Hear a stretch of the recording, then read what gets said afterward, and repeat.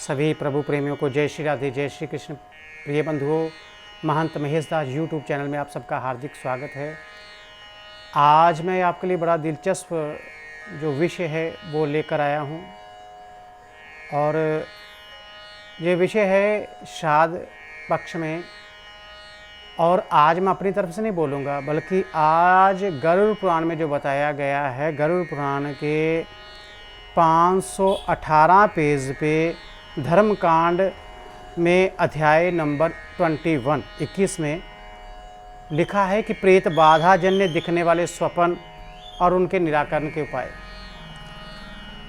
कि प्रेत किस प्रकार मुक्त होते हैं, किस प्रकार उनकी मुक्ति हो सकती है, और हमारे घर में प्रेत बाधा जन्य पीड़ा है वो हमको कैसे पता चले। तो भगवान श्री कृष्ण ने कहा गरुड़ से कि प्रेत जिस प्रकार प्रेत योनि से मुक्त होते हैं उसे मैं बतलाता हूँ। जब मनुष्य ये जान ले कि प्रेत मुझको कष्ट दे रहा है, अब हमको कैसे पता चलेगा कि प्रेत हमको कष्ट दे रहा है, हमारे घर में प्रेत बाधा है, तो उसके बारे में आज गरुड़ पुराण में से जो लिखा है वो मैं आपको बता रहा हूँ। वहाँ लिखा है कि मनुष्य सबसे पहले किन बातों से जाने कि हमारे घर में प्रेत बाधा जन्य दोष है। तो प्रेतग्रस्त प्राणी को बड़े ही अद्भुत कहते हैं सपने दिखाई देते हैं। जब तीर्थ स्नान की, अब सबसे पहला कारण क्या बताया, जब तीर्थ स्नान करने की बुद्धि हमें कोई प्रेरणा हो जाए, हमारा मन करे कि हम किसी तीर्थ यात्रा में जाएं, वहाँ स्नान करें, वहाँ दान करें, कोई धर्म कार्य को करने का संकल्प हमारे मन में आ जाए, कोई धर्म कार्य करने का, और हमारा मन जो है वो चित्तपरायण धर्मपरायण हो जाए, हमारा चित्त जो है वो धर्मपरायण हो जाए, तो उस समय क्या होता है कि उस कार्य में विघ्न पड़ते हैं। उन कार्य में जो विघ्न उपस्थित करते हैं वो कौन करते हैं? प्रेत, कि ये धर्म कार्य जी ना करने पाए और हमारा वास यहीं पर रहे। तो उस समय प्रेत बाधा उपस्थित होती है और उन पुण्य कार्यों को नष्ट करने के लिए हमारा चित्त भंग कर देती है, हमारा मन उस समय बदलाव आ जाता है। कोई धर्म कार्य करने की बात कहेगा तो हमारे घर में कोई ना कोई इंसान ऐसा आ जाएगा, नहीं नहीं नहीं ये नहीं करना। कोई कहे हमको भागवत करवानी, नहीं नहीं भागवत नहीं करवाना। कोई हमारे मन में आ जाए कि हमको ये करना, तो कोई ना संकट उपस्थित हो जाएगा, कोई झगड़ा उपस्थित हो जाएगा, कोई लड़ाई झगड़ा आ जाएगा, तो फिर क्या होगा, फिर वो कार्य नहीं हो पाएगा, धर्म का कार्य नहीं हो पाएगा। तो इस बात से हमको जान लेना चाहिए कि हमारे घर में प्रेत बाधा है,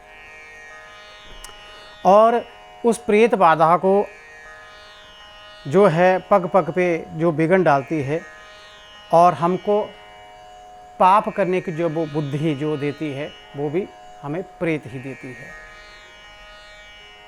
हमारे घर में बीमारियां उत्पन्न होने, और ख़ास करके जो प्रेत है, ये प्रेत जब बन जाता है ना, तो प्रेत को पता नहीं होता कि ये मेरे सगे संबंधी हैं। इंसान जब तक जीता है उसको लगता है ये मेरा पुत्र है, ये मेरी पत्नी है, लेकिन जब उसकी दुर्गति हो जाती है, अकाल मृत्यु हो जाती है, अकाल मृत्यु के बाद हम उसका कुछ भी नहीं कर पाते, कुछ भी नहीं करते उसके लिए, तो फिर वो प्रेत जब बनता है तो वो अपने ही घर में आकर अपने ही परिवार के सदस्यों को कष्ट देना शुरू कर देता है, बीमारी का रूप धारण कर लेगा, और ज़्यादा से ज़्यादा उस परिवार में बुखार आएंगे, ज़्यादा से ज़्यादा बुखार आएंगे। तो जहाँ श्राद्ध पक्ष में क्या करना चाहिए कि उन पितरों के उद्धार के लिए हमको दान करना चाहिए, पितरों के उद्धार के लिए दान कर्म करना चाहिए, श्रीमद् भागवत कथा करवानी चाहिए, यज्ञ इत्यादि करवाना चाहिए, पितरों के लिए श्राद्ध इत्यादि करना चाहिए, जिससे वो प्रेत योनि नष्ट हो। और अगर हमको पता है हमारे परिवार में कोई अकाल मृत्यु गया है तो उस इंसान की नारायण बलि करवाएं।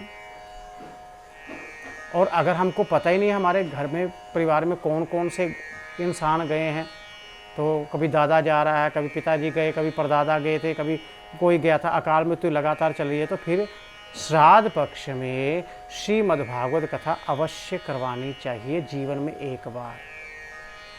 भगवान ने अगर समर्था दी है तो अवश्य करना चाहिए ये कार्य, जिसके माध्यम से, क्योंकि जब हम कोई धर्म, हमारा बच्चा कोई अच्छा कर्म करता है तो माता पिता को प्रसन्नता होती है, उसी प्रकार अगर हमारे वंश में कोई धर्म कार्य करता है तो हमारे पितरों को भी प्रसन्नता होती है। जो व्यक्ति स्वप्न में प्रेत दर्शन भाषण, चेष्टा और पीड़ा आदि देखकर भी श्राद्ध आदि द्वारा उनकी मुक्ति का उपाय नहीं करता, वह प्रेतों के द्वारा ही दिए गए शाप से वो क्या होता है, निसंतान होता है। उस घर में संतान नहीं होती जन्म जन्मांतर तक।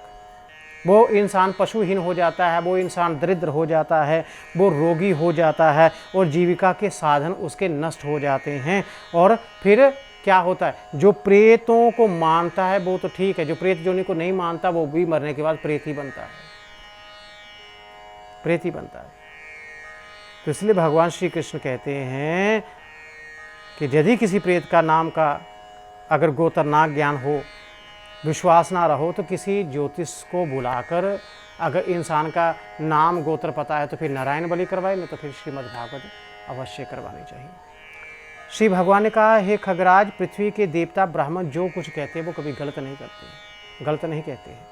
इसलिए उन पर निष्ठा होनी चाहिए, उन पर विश्वास होना चाहिए। तो कहते हैं अगर पितर प्रसन्न होते हैं तो घर में वंश वृद्धि होती है, पुत्र होता है। पुत्र क्यों होता है, पुत्र से क्या लाभ है? कहा पुम नामक नरक जो है, पू नामक जो नरक है, पू नामक नरक त्रायती थी पुत्र है। जो पू नामक नरक से अपने पिता का उद्धार कर देता है वही पुत्र है। तो प्रिय बंधुओं, ये थे आज का जो टॉपिक था, प्रेत बाधा कैसे होती, उत्पन्न होती है। अब प्रेत कहाँ कहाँ रहते हैं इसके बारे में मैं आपको कल की वीडियो में बताऊंगा।